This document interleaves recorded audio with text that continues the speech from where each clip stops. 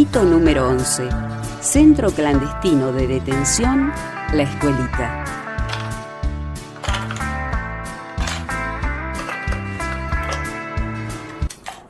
He manifestado muchas veces que desbaratada la orgánica y la logística de las bandas subversivas, desenmascarados sus ideólogos y sus agentes, se ha iniciado la persecución para operar su total aniquilamiento. Llevarla hasta concretar la victoria es la responsabilidad que os transfieren vuestros camaradas de la clase 1955.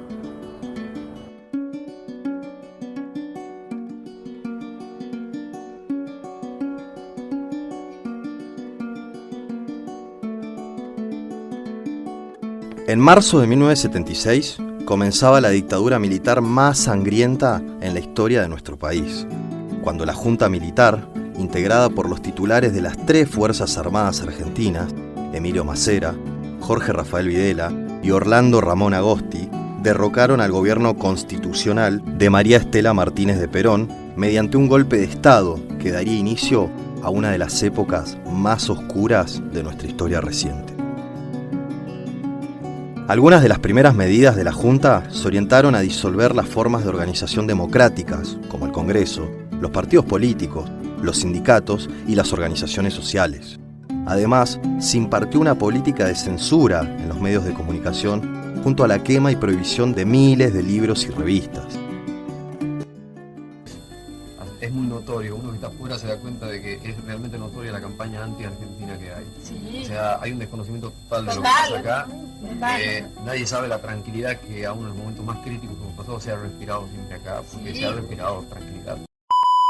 Con la aplicación de una violenta política económica que consistió en el congelamiento de los salarios, el aumento de la deuda externa y el ingreso irrestricto de productos importados, las consecuencias no tardarían en llegar. Aumentó la desocupación, se estatizó la deuda privada, el Producto Bruto Interno sufrió una importante caída y numerosas industrias nacionales fueron cerradas.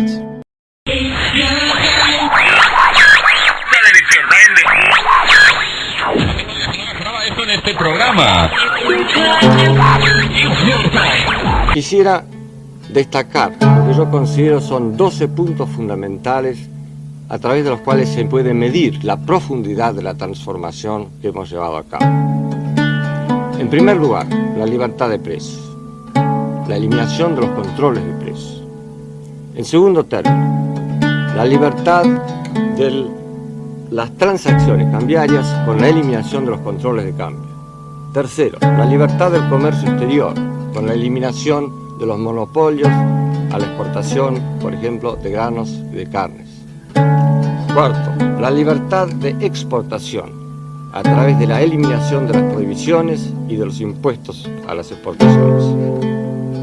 Quinto, la libertad de importar, con la eliminación de las prohibiciones, cuotas, licencias y en la aplicación de un programa arancelario de reducción gradual sobre un periodo de 5 años.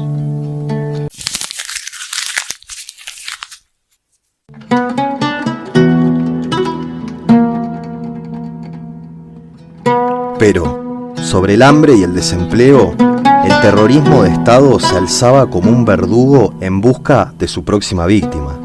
La desaparición de personas, la persecución política, los encarcelados sin juicio ni condena y el robo sistemático de bebés se convirtieron en la regla del régimen autodenominado como Proceso de Reorganización Nacional.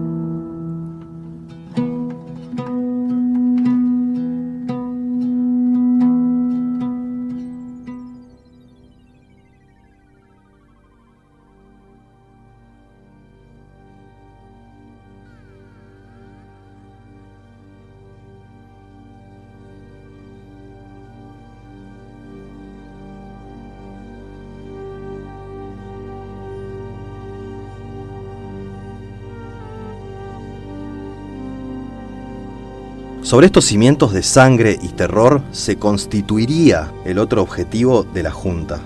Quizás su razón de ser, disciplinar a la sociedad y anular las tendencias revolucionarias y de izquierda que venían conformándose en todo el territorio nacional en sintonía con las ideologías de la época.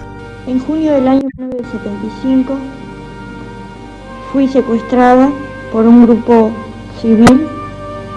Nuestra ciudad, foco rebelde, alejado de la capital, no estuvo exenta de las violentas fauces militares, y es que, para llevar a cabo su malévolo plan, las Fuerzas Armadas dividieron al país en zonas enumeradas, siendo el distrito número 5 el que abarcaba a todas las provincias patagónicas, a cargo del 5º Cuerpo del Ejército, con sede central en la ciudad de Bahía Blanca. En Neuquén Capital, el terrorismo de Estado fue organizado y ejecutado por el Comando 6º Brigada de Infantería de Montaña, con el amparo del resto de las fuerzas de seguridad, Policía Provincial, Policía Federal y Gendarmería, entre otras.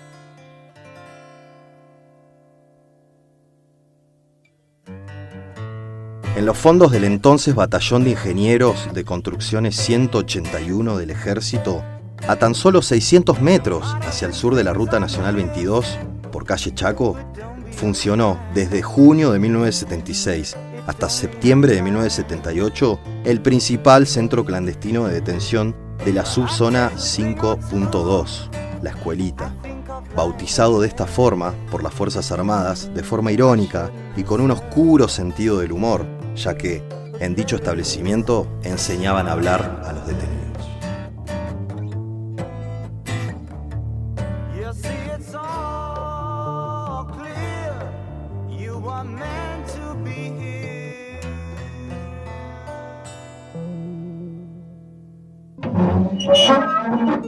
El centro ocupaba 2 edificios del batallón, separados por 10 metros aproximadamente.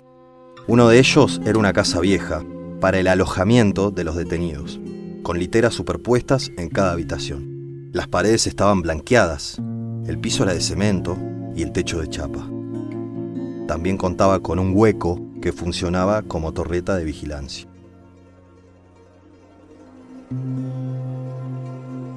Según comprobados testimonios de sobrevivientes brindados ante la justicia, aquí permanecieron secuestradas y fueron torturadas decenas de personas.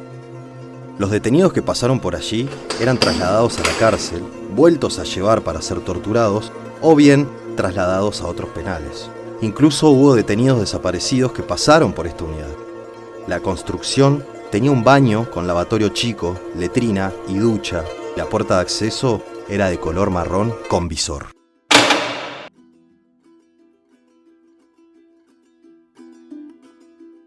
El otro edificio, que luego fue demolido por el ejército, era un galpón de chapas, techo a medio arco, puerta corrediza color rojo antióxido, con un piso de ladrillos.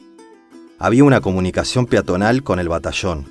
El acceso principal, a través de una tranquera, era controlado por el puesto de guardia número 5.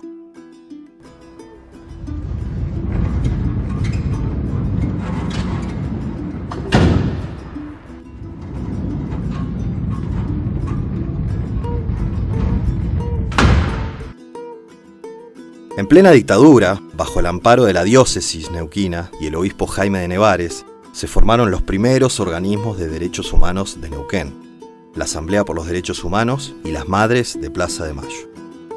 Las primeras movilizaciones del país exigiendo verdad también fueron en nuestra ciudad, que comenzaba a ser conocida como la capital de los derechos humanos. A pocos meses de la llegada de la democracia, el 9 de abril de 1984, las comisiones legislativas de los derechos humanos de Neuquén y Río Negro, Noemí Labrune, de la Asamblea Permanente por los Derechos Humanos, 7 sobrevivientes de la escuelita y algunos medios de comunicación efectuaron por primera vez el reconocimiento del edificio. Posteriormente, la justicia probó la existencia de este centro clandestino, del que aún permanecen los cimientos.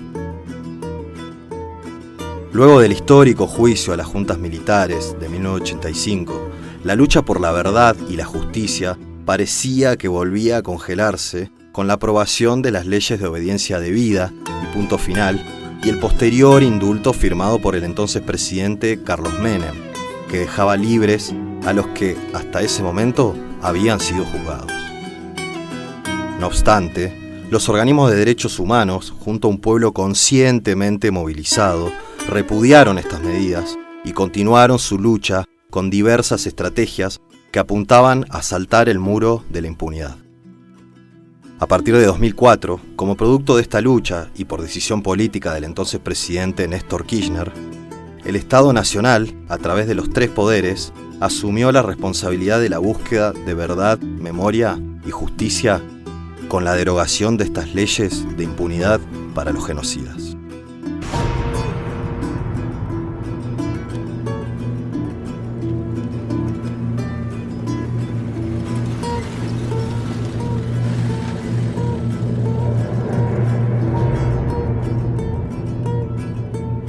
Quiero que quede claro que como presidente de la Nación Argentina no tengo miedo, ni les tengo miedo, que queremos el ejército de San Martín, Belgrano, Mosconi y Sabio, y no de aquellos que asesinaron a sus propios hermanos, que fueron de Videla, Galtieri, Viola y Viñones. Hay un nuevo país. Necesitamos soldados comprometidos con el destino de la patria. Y como presidente de la Nación Argentina, vengo a reivindicar un ejército nacional comprometido con el país y alejado definitivamente del terrorismo de Estado. Señores oficiales y suboficiales, les pido fuertemente ese concepto y esa filosofía que definitivamente los incorpore a la construcción de la patria que los argentinos necesitamos. Muchísimas gracias.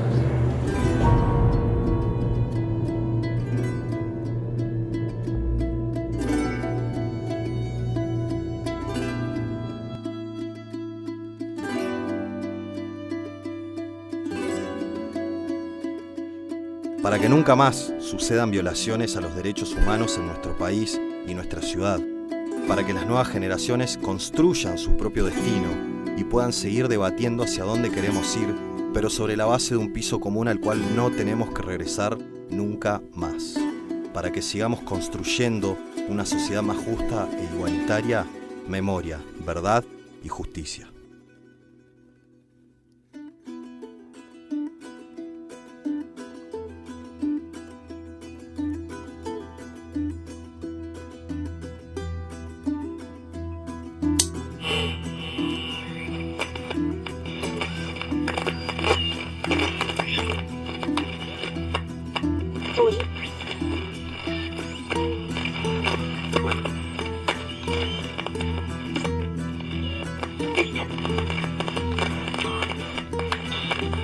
Con la democracia se come, con la democracia se educa, con la democracia se cura.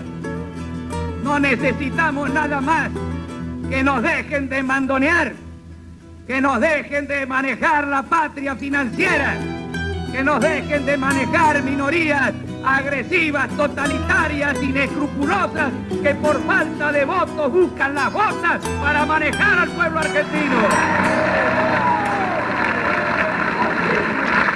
No puede ser más. Las dos banderas, solamente las dos banderas. Y aquí es entonces necesario que comprendamos: la bandera de la libertad sola no sirve, es mentira. No existe la libertad sin justicia.